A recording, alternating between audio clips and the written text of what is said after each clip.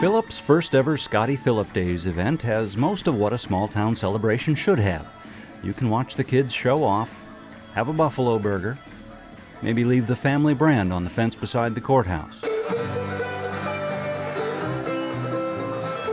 All right, our American flag being carried by Chip Kemmets, and want to thank Chip for carrying that. The Scotty Phillip Days parade features 200 or so riders and wagoneers marking the occasion with a 6-day journey east, about 100 miles along the Old Bad River Trail to Fort Pierre.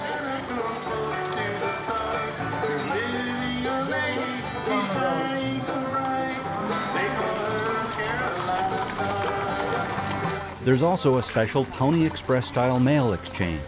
School kids' letters are being relayed between Phillip and Fort Pierre by a whole crew of volunteers.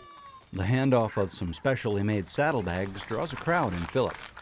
Came originally from Phillip, and was taken up to Fort Pierre and then brought back down from Fort Pierre to Phillip. There's no mistaking the Western spirit in the effort. Everybody bailed in and it worked. So, thank you very much. It's all to mark the 100th anniversary of the death of Scotty Phillip. Presentations in the big tent on Main Street provide some insight into one of the most important figures in the early days of South Dakota and the Old West.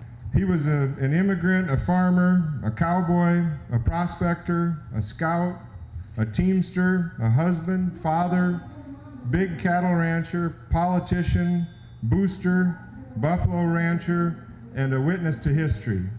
He was born in 1858 in Scotland. He was one of 9 children. And in 1874, at age 16, he immigrated to Kansas, where his brothers had settled. Working cattle in Kansas was educational but not lucrative. Phillip would leave his brothers behind, lured by prospects of better work in Wyoming. But something happened in Kansas that marked Scotty Phillip, something that would influence his choices later in life. He did see one thing there that stuck in his mind. That was railroad cars loaded with buffalo hides. And he was well aware, right then and there, that something was happening to the buffalo that probably was going to not turn out too good. The lure of gold in the Black Hills put Phillip among the thousands of would-be miners who flocked to the hills to stake a claim, illegally in those days. He was actually thrown out of the Black Hills by the Army twice. He came back after a treaty in 1877 made it possible, but the mining didn't pan out. He moved to Nebraska, worked a number of jobs, and married Sarah Larrabee. They moved from Fort Robinson to a spot along the Bad River near here, just east of what would become the town of Phillip. They would move again several times, finally settling down in Stanley County north of Fort Pierre, becoming before long a true cattle baron, a wheeler and a dealer with enough backbone, skill, and luck to make it all work. We would consider him the highest level of wealth in this day and age. Now the buffalo. In 1899, Phillip bought 74 head from the estate of rancher Pete Dupree. Buffalo descended from just 5 wild calves rounded up a few years earlier along the Grand River in northern South Dakota. Phillip set up a buffalo pasture north of Fort Pierre, and his herd grew to nearly 1,000 animals.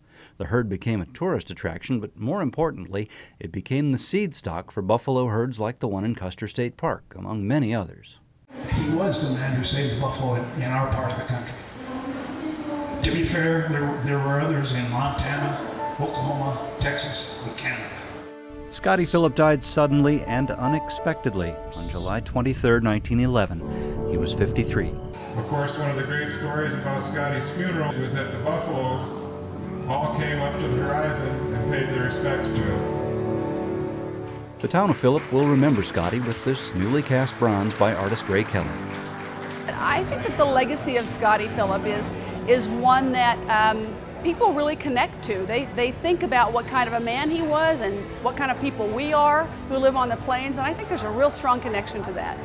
Scotty Phillip Days organizers hope the festival will continue and grow.